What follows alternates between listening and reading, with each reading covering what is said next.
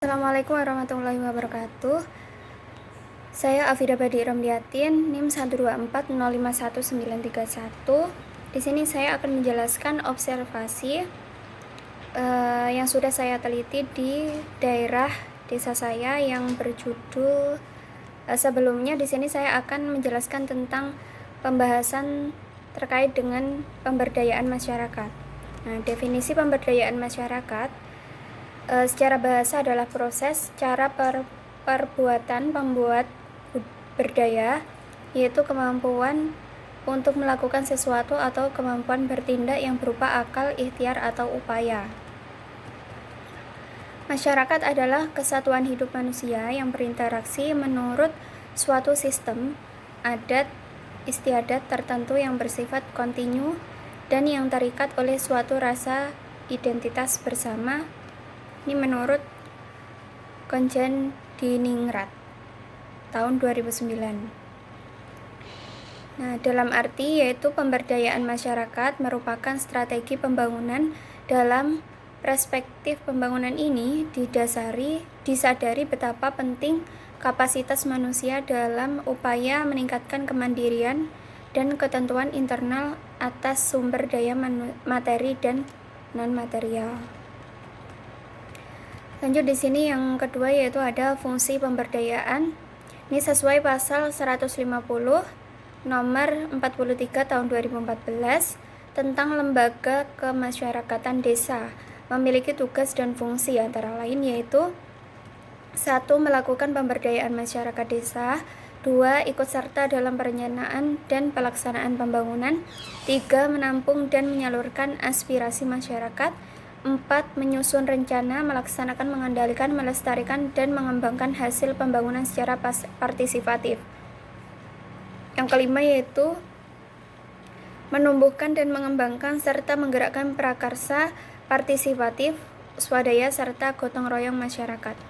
Yang ketiga yaitu di sini ada tujuan pemberdayaan. Adapun tujuan pemberdayaan masyarakat yaitu dapat diuraikan sebagai berikut. Yang pertama yaitu upaya pemberdayaan masyarakat bertujuan untuk membuat masyarakat menjadi mandiri dalam arti memiliki potensi untuk mampu memecahkan masalah-masalah yang mereka hadapi dan sanggup memenuhi kebutuhannya dengan tidak menggantungkan hidup mereka pada bantuan pihak luar, baik pemerintah maupun organisasi-organisasi non-pemerintah. Di sini ada menurut Mardikanto terdapat 6 tujuan pemberdayaan masyarakat, yaitu yang pertama yaitu perbaikan kelembagaan atau bisa disebut sebagai better institution. Dengan perbaikan kegiatan atau tindakan yang dilakukan diharapkan akan memperbaiki kelembagaan termasuk pengembangan jejaring kemitraan usaha. Yang kedua yaitu perbaikan usaha atau bisa disebut better business. Perbaikan pendidikan atau semangat belajar, perbaikan aksesibilitas kegiatan, dan perbaikan kelembagaan diharapkan akan memperbaiki bisnis yang dilakukan. Yang ketiga di sini perbaikan pendapatan atau bisa disebut better income. Dengan terjadinya perbaikan bisnis yang dilakukan, diharapkan akan dapat memperbaiki pendapatan yang diperolehnya, termasuk pendapatan keluarga dan masyarakat. Yang keempat yaitu perbaikan lingkungan atau better environment. Perbaikan pendapatan diharapkan dapat memperbaiki lingkungan atau fisik dan sosial, karena kerusakan lingkungan seringkali disebabkan oleh kemiskinan atau pendapatan yang terbatas. Yang kelima di sini ada perbaikan kehidupan atau better living. Tingkat pendapatan dan keadaan lingkungan yang membaik diharapkan dapat memperbaiki keadaan kehidupan setiap keluarga dan masyarakat. Dan yang terakhir yaitu nomor 6, perbaikan masyarakat atau better community. Kehidupan yang lebih baik yang didukung oleh lingkungan yang lebih baik juga diharapkan akan terwujud kehidupan masyarakat yang lebih baik pula. Nah, di sini yang nomor 4 ada prinsip-prinsip pemberdayaan.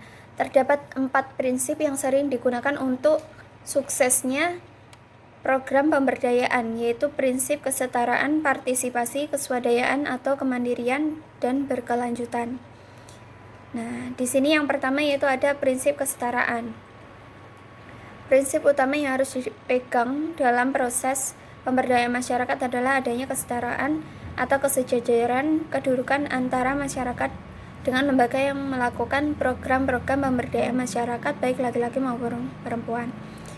Yang B di sini ada partisipasi. Program pemberdayaan yang dapat menstimulasi kemandirian masyarakat adalah program yang sifatnya partisipatif, direncanakan, dilaksanakan, diawasi, dan dievaluasi oleh masyarakat. Yang ketiga, C. Keswadayaan atau kemandirian. Prinsip keswadayaan adalah menghargai dan mengedepankan kemampuan masyarakat daripada bantuan pihak lain. Yang keempat yaitu berkelanjutan. Program pemberdayaan perlu dirancang untuk berkelanjutan, sekalipun pada awalnya peran pendamping lebih dominan dibanding masyarakat sendiri.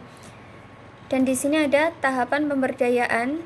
Yang pertama ada tahap persiapan, yang kedua yaitu ada tahap pengkajian, yang ketiga ada tahap perencanaan alternatif program atau kegiatan, yang keempat yaitu tahapan pemformalisasi rencana aksi. Nah, yang kelima yaitu tahap pelaksanaan atau implementasi program atau kegiatan, yang keenam yaitu tahap evaluasi, yang ketujuh ada tahap terminasi. Nah, selanjutnya di sini nomor 6 ada pendekatan pemberdayaan. Di masyarakat akar rumput atau masyarakat miskin, pendekatan masyarakat dapat dirangkum menjadi 3 daur hidup yang disebut tridaya, yaitu yang pertama daur hidup pengembangan sumber daya manusia dalam kelembagaan kelompok orang miskin, meliputi proses penyadaran kritis dan pengembangan kepemimpinan bersama atau kolektif. Dilanjutkan dengan pengembangan perilaku wirausaha sosial agar mampu mengelola usaha bersama atau mikro. Yang kedua yaitu daur hidup pengembangan usaha produktif dalam kelembagaan kelompok orang miskin, meliputi pengaturan ekonomi rumah tangga agar mampu menabung bersama dalam kelompok yang akan digunakan untuk modal usaha bersama dalam kegiatan usaha produktif.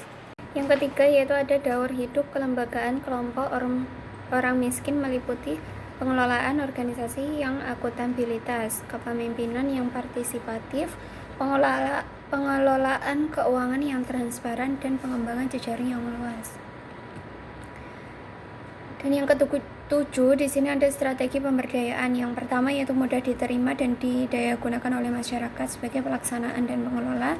Yang kedua dapat dikelola oleh masyarakat secara terbuka dan dapat dipertanggungjawabkan. Yang ketiga yaitu memberikan pendapatan yang memadai dan mendidik masyarakat untuk mengelola kegiatan secara ekonomis.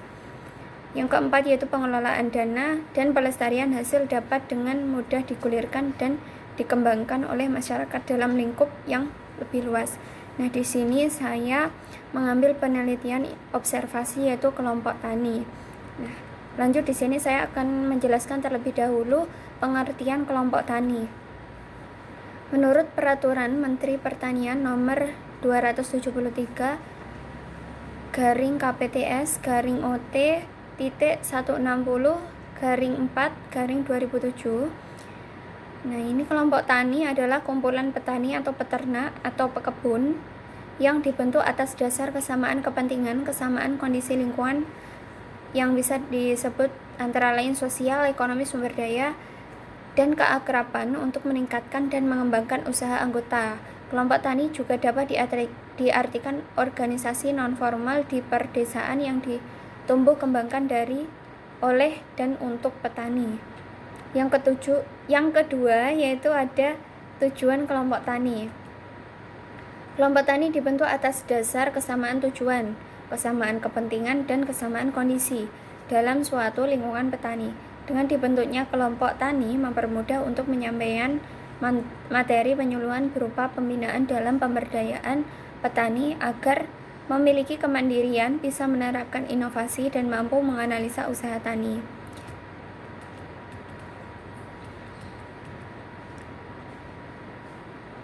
Sehingga petani dan keluarganya bisa memperoleh pendapatan dan kesejahteraan yang meningkat dan layak. Adanya kelompok tani bertujuan untuk memperkuat kerjasama antara petani atau nelayan di dalam lingkungan organisasi kelompok tani ataupun pihak lain di luar kelompok tani. Dengan kerjasama yang dibentuk, diharapkan kelompok tani bisa lebih efisien serta lebih mampu menghadapi tantangan, hambatan, gangguan, atau ancaman yang dalam usaha tani. Bisa juga bertujuan sebagai wadah belajarnya para petani guna meningkatkan pengetahuan, keterampilan, dan sikap baik untuk pengurus ataupun anggotanya. Yang ketiga yaitu peran dan fungsi kelompok tani. Pemberdayaan masyarakat tani diperlukan dalam pembangunan pertanian. Salah satunya untuk mewujudkan dengan bentuk kelompok tani di pedesaan. Fungsi kelompok tani sebagai satu, wahana belajar, yang kedua wahana kerjasama, yang ketiga yaitu unit produksi berperan penting dalam pembangunan pertanian. Nah, di sini yang pertama saya jelaskan dengan kelas belajar. Kelompok tani merupakan wadah belajar mengajar bagi anggotanya guna meningkatkan pengetahuan, keterampilan, dan sikap, serta tumbuh dan berkembangnya kemandirian dalam berusaha tani sehingga produktivitasnya meningkat, pendapatannya bertambah, serta kehidupan yang lebih sejahtera. Yang kedua yaitu wahana kerjasama. Kelompok tani merupakan tempat untuk memperkuat kerjasama di antara petani dalam kelompok tani dan antara kelompok tani, serta dengan pihak lain. Melalui kerjasama ini diharapkan usaha lainnya akan lebih efisien serta lebih mampu menghadapi ancaman, tantangan, hambatan, dan gangguan. Yang ketiga yaitu yang terakhir, unit produksi. Usaha tani yang dilakukan oleh masing-masing anggota kelompok tani secara keseluruhan harus dipandang sebagai suatu kesatuan usaha yang dapat dikembangkan untuk mencapai skala ekonomi, baik dipandang dari segi kuantitas, kualitas, maupun kontinuitas. Nah, yang keempat yaitu di sini ada pembentukan kelompok tani. Secara umum, prosedur untuk membentuk kelompok tani adalah sebagai beberapa petani yang aktif mulai mengorganisir dan mengumpulkan seluruh petani yang ada di lingkungan sekitar untuk membentuk kelompok tani. Yang kedua yaitu berkoordinasi dengan penyuluh pertanian yang bertugas pada wilayah tersebut. Yang ketiga yaitu selanjutnya penyuluh pertanian akan mengadakan pertemuan dengan seluruh calon anggota kelompok tani. Nah, yang keempat yaitu dari hasil pertemuan tersebut kemudian dibuat berita acara pembentukan kelompok tani yang ditandatangani oleh ketua kelompok tani, penyuluh pertanian, dan lurah setempat. Yang kelima yaitu dari berita acara pembentukan kelompok tani, KTP anggota kelompok tani, data komoditi, dan luas usaha tani. Selanjutnya akan dilakukan penginputan data kelompok tani ke dalam SIMLUHTAN atau bisa disebut Sistem Informasi Penyuluhan Pertanian yang terintegrasi langsung dengan Kementerian Pertanian Republik Indonesia. Di sini yang terakhir ada selain diinput dapat dalam SIMLUHTAN atau Sistem Informasi Penyuluhan Pertanian, dapat data kelompok tani juga akan dimasukkan ke dalam database kelompok tani pada Balai Penyuluh dan Dinas Pertanian setempat. Nah, di sini yang kelima ada ciri-ciri kelompok tani. Yang pertama yaitu saling mengenal, akrab, saling percaya di antara sesama anggota. B. Mempunyai pandangan dan kepentingan yang sama dalam berusaha tani. C. Memiliki kesamaan dalam tradisi pemukiman, hamparan usaha, jenis usaha, status ekonomi maupun sosial. D. Yaitu ada pembagian tugas dan tanggung jawab sesama anggota berdasarkan kesepakatan bersama. Nah, di sini lanjut dengan pembahasan observasi atau penelitian kelompok tani, peran dan kegiatan kelompok tani di Desa Prambutan. Nah, kelompok tani Desa Prambutan merupakan pemberdayaan masyarakat yang bertujuan untuk mewujudkan atau membuat masyarakat menjadi mandiri, dalam arti memiliki potensi untuk mampu memecahkan masalah yang mereka hadapi dan sanggup memenuhi kebutuhannya dengan tidak menguntungkan hidup mereka pada bantuan pihak luar, baik pemerintah maupun organisasi non-pemerintah. Nah, lanjut di sini menurut narasumber. Nah, narasumber di sini bernama Ibu Waroh. Ibu Waroh ini adalah sebagai pengurus dari kelompok tani Desa Prambutan. Dalam keaktifan kegiatan kelompok tani baru dimulai tahun 2019, sehingga segala sistem dan program pun juga belum berjalan dengan baik. Karena masih barunya pembentukan kelompok tani Desa Prambutan, perlu perkembangan dan peningkatan yang sangat dibutuhkan dalam berjalannya kelompok tani Desa Prambutan tersebut. Awal berdirinya kelompok tani di Desa Prambutan yaitu karena dulu pada tahun 2018 terdapat penurunan panen yang sangat drastis dan sangat membutuhkan informasi-informasi terkait dengan cara menanam, mengolah, memilah, dan memilih tanaman yang bagus. Latar belakang berdirinya kelompok tani yaitu untuk memperkuat kerjasama antara petani nelayan di dalam lingkungan organisasi kelompok tani atau pihak lain di luar kelompok tani. Dengan kerjasama yang dibentuk diharapkan kelompok tani bisa lebih efisien serta lebih mampu menghadapi tantangan, hambatan, gangguan, ataupun ancaman dalam usaha tani. Maka dari itu kelompok tani didirikan untuk mempermudah petani dalam belajar bagaimana mengolah tanaman dengan benar serta dapat mengatasi hambatan dan kendala dalam proses usaha tani. Hal yang kelompok tani budayakan dalam masyarakat desa Prambutan menurut narasumber yaitu anggota kelompok tani selalu memberikan saran yang baik kepada para petani di desa Prambutan dalam proses pengolahan tanaman dan selalu menjadi contoh bagaimana menjadi petani yang produktif, efisien, serta dapat meningkatkan kualitas pangan di desa Prambutan tersebut. Kegiatan yang dilakukan oleh kelompok tani desa Prambutan adalah setiap bulannya mengadakan arisan tani. Anggaran arisan ini akan digunakan untuk mencukupi bahan dan peralatan dalam usaha tani di desa tersebut. Tetapi selama pandemi COVID-19, arisan ini ditutup sementara sampai saat ini. Kelompok tani mempunyai tugas dalam pembagian pengairan setiap sawah. Jadi dalam pengairannya di desa tersebut mempunyai jadwal setiap akan menggunakan pengairan tersebut. Ketika tanaman petani terkena banyak sekali hama akan dilaporkan ke PHT atau pengendalian hama tikus. Nah, di sini lanjut dengan dalam proses pelaksanaannya kelompok tani desa Prambutan mendapat bantuan dari pemerintah berupa benih padi dan jagung, tetapi terdapat masalah yang dialami oleh masyarakat desa Prambutan. Masyarakat desa Prambutan jarang ada yang mau untuk mencoba atau memakai subsidi benih dari pemerintah tersebut, tetapi malah memakai anggaran sendiri untuk benih padi. Karena menurut masyarakat sendiri takut bahwa benih yang diberikan dari pemerintah itu tidak bagus. Nah, kelompok tani desa Prambutan memiliki program dan harapan kedepannya yaitu memiliki irigasi, program pembentukan kelompok wanita dan laki-laki, mempunyai tempat untuk pertemuan, pembenahan sungai, mendapatkan subsidi pupuk dari pemerintah, memiliki produk buatan sendiri dari hasil panen masyarakat Prambutan yaitu seperti beras merah dan beras hitam lokal tanpa pestisida dan bahan kimia. Nah, berikut ini saya lampirkan seperti apa produk-produk yang diciptakan oleh masyarakat Prambutan dari hasil panen di masyarakat Prambutan sendiri.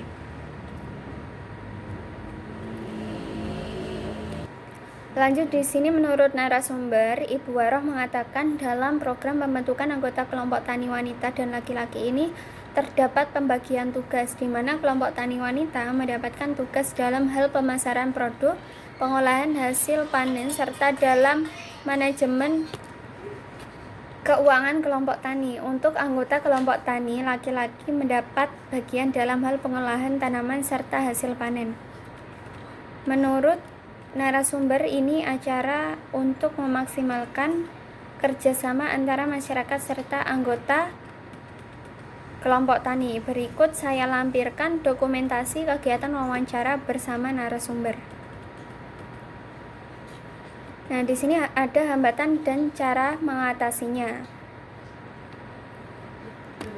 Hambatan dan cara mengatasinya. Selama prosesnya terdapat hambatan dan juga kendala yang dialami oleh kelompok tani desa Prambutan, mulai dari pengurusan anggaran dana, subsidi pemerintah, belum adanya kerjasama yang bagus dari masyarakat dan anggota kelompok tani, kurangnya subsidi pupuk organik, banyaknya petani yang menggunakan pupuk kimia daripada pupuk organik.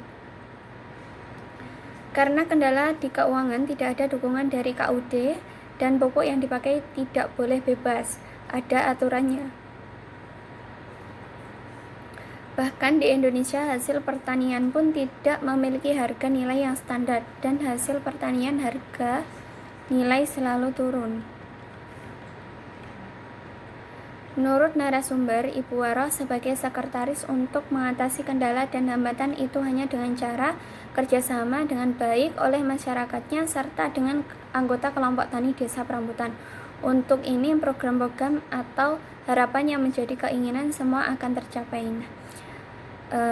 Itu adalah penjelasan hasil penelitian observasi dari saya.